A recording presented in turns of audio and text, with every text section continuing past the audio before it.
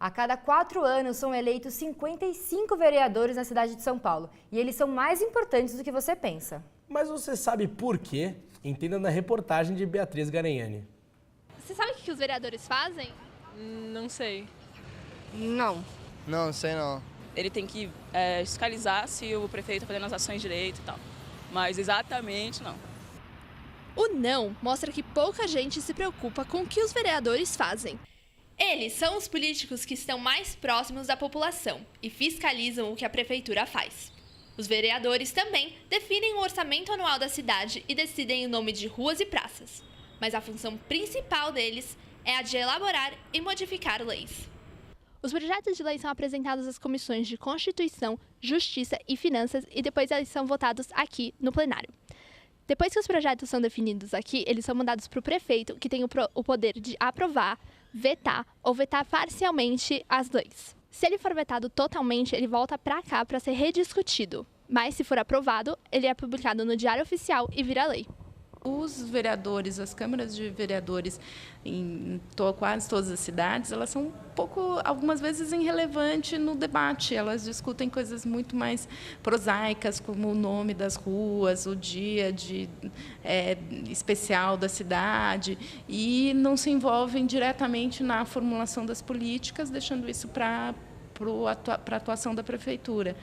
No mês de agosto de 2016, foram aprovados 140 projetos de lei. Dentre as pautas que seguiram para a sanção do Executivo, 41 foram nomeações de ruas, praças e pontes. 26 foram decisões de datas comemorativas e houve apenas 13 pautas de educação, 11 de saúde e 3 sobre a segurança da cidade. Deu para perceber que os vereadores afetam diretamente o que acontece com a cidade. E com tantos candidatos, escolher um pode ser complicado. A gente não sabe, no geral, muito bem por onde começar, então a gente recorre ao Google, Santo Google, e aí a gente acaba chegando em sites oficiais. Eu acho interessante sempre buscar pelos sites oficiais. Então, eu entrei pelo TSE para dar uma lida. Segundo o site oficial da Câmara de São Paulo, o salário atual de um vereador da cidade é de aproximadamente R$ 11.500. O gasto médio de um vereador é de R$ 22.000. Já os eleitores podem acompanhar as sessões legislativas indo à Câmara Municipal. Guarda o celular quando está andando na rua. Você quer ser assaltado? Quem nunca ouviu essa frase antes da mãe, do pai, dos amigos? Normalmente nem damos tanta atenção, seguimos nosso caminho com o aparelho em mãos. Mas depois de hoje, vamos te dar motivos para levar mais a sério e agradecer quem te avisa. São Paulo bateu o recorde de roubos, com 896 casos por dia, sendo 63% envolventes em celulares. Um dos principais problemas é quando a vítima não percebe que está sendo roubada e só se dá conta do furto quando a carteira e o documento quando guarda o celular. O número de roubos está relacionado com o aumento no fluxo de pessoas, como é o caso da Avenida Paulista e do centro da cidade. Para cobrir casos como esses, o policiamento está sendo readequado.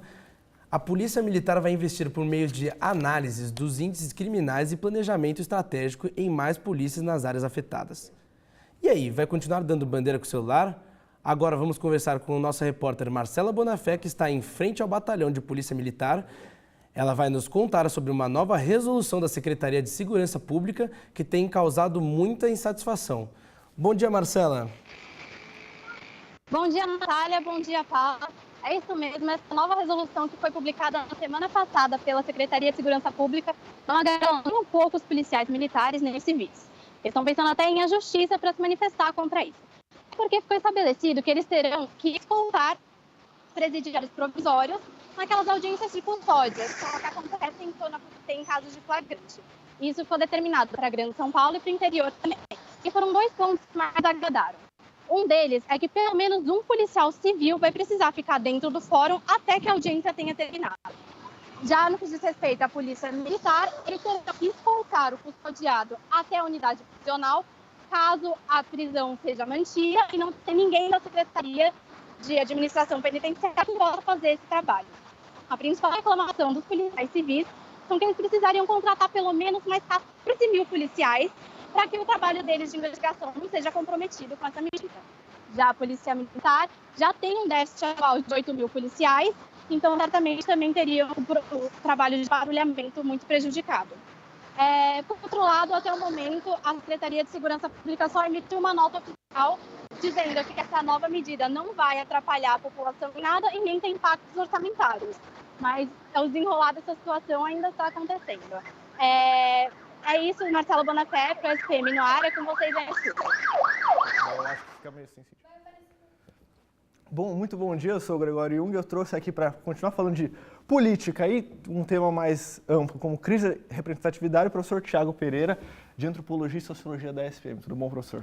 Bom dia, é um prazer estar aqui conversando com vocês. Você vai fazer uma introdução do tema?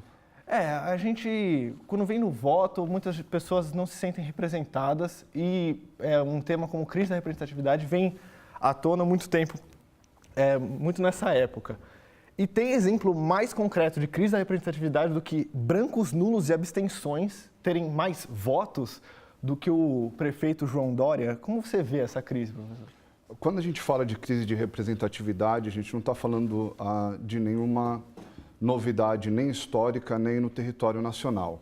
Se a gente for parar para pensar, em 1959, um rinoceronte do zoológico de São Paulo, o rinoceronte cacareco, ele foi o vereador mais votado na época que a gente escrevia na célula, e obviamente não tinha opção lá, né, ele foi mais votado como um voto de protesto. O voto de protesto, ele não é novidade também, nem em eleições recentes, que se vocês forem parar para pensar, no Tiririca, no Clodovil, no Romário, eles não eram políticos profissionais, mas de alguma forma, por serem figuras midiáticas, a população acabou escolhendo eles como representantes de suas ideias, mesmo que eles não tivessem nenhuma proposta clara, nítida politicamente. Tiririca, ele falava, você sabe o que um deputado federal faz? Se você não sabe, vota em mim que eu te conto. E ele conseguiu entrar e representar como o deputado federal mais votado da história. O rinoceronte cacareco foi com 105 mil votos, se eu não me engano, o mais votado, e o segundo, depois dele, que era um vereador de verdade na época, ele tinha 92 mil. Quando essas coisas acontecem, a gente tem que tentar olhar para o cenário nacional e mundial. E tem a ver com desgastes políticos, tem a ver com crises. Em 59, no Cacareco, estava acontecendo a Guerra Fria, a Revolução Cubana. Nos cenários atuais, o que a gente percebeu foi um desgaste de uma dicotomia partidária, 8 anos de Fernando Henrique, e depois, se não me engano, foram 13 anos do governo do PT, e um batendo no outro ao longo do tempo, um amaldiçoamento, a gente demonizava a política dentro de sala de aula, os professores faziam isso, os pais fazem isso dentro de casa, a mídia, de forma geral, sempre só falou mal de política. A crise de representatividade vem principalmente desse processo, como um todo. Essas pessoas que votam em branco ou não votam, né, elas tentam outras maneiras de serem ouvidas que não o voto. Como é que são esses movimentos apartidários que estão ficando mais populares? Na verdade, não existe dentro da política movimento apartidário. Todo movimento ele toma algum tipo de partido de forma consciente ou não. Tá? Tudo que a gente chama de apartidário atende a interesses muito bem definidos. Normalmente, aquilo que está atrelado àquilo que a gente chama de apartidário advém de um discurso empresarial. É um discurso mais liberal de desenvolvimento econômico, enquanto os movimentos sociais estão atrelados mais a uma social-democracia. O que a gente chama, no fundo, de apartidarismo, os críticos costumam chamar de massa de manobra, ou seja, você está atendendo a interesses bem definidos, mas você não sabe quais são esses interesses especificamente. Entendo. E do outro lado da moeda, a gente tem o pessoal que simplesmente não liga para a política. Como professor, qual a dificuldade de fazer essas pessoas entenderem que o voto e a política é uma parte muito importante da vida delas? Tá. A política ela existe independente de qualquer organização que a gente faz partidária ou não. como a gente acabou demonizando a política, a gente não questiona o principal que vem desde a entrada da modernidade, que é a República Democrática, a nossa participação, porque acabamos nos tornando muito individualistas. Os nossos valores modernos são muito individualistas. Como professor, o nosso principal desafio talvez seja propiciar uma empatia, fazer com que as pessoas sejam capazes de se colocar no lugar dos outros dentro desse processo. Quando a gente tem algum buraco na nossa rua, quando a gente precisa da educação pública, da saúde pública, a gente se torna, na hora, um ser político.